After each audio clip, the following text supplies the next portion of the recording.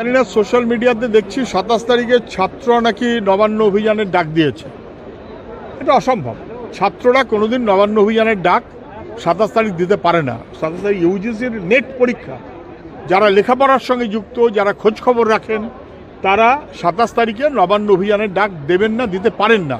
তাহলে ছাত্রদের মুখোশ পরে রাজনীতির খেলাকে খেলছেন দেখা উচিত। ছাত্রদের মুখোশ পরে রাজনীতি খেলা খেলবেন কেন?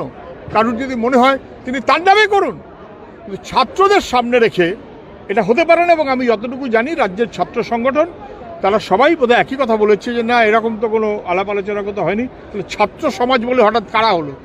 যারা বিভিন্ন ছাত্র সংগঠন তারা ছাত্র সমাজ না, আর রাজনৈতিক দলের মুখোশ পরে যারা ঘুরে বেড়াবেন অছাত্র, তারা ছাত্র সমাজ হয়ে গেল কি করে? এটা বিভ্রান্ত করার এবং আন্দোলনকে বিভ্রান্ত করার একটা প্রচেষ্টা বলে মনে হয়।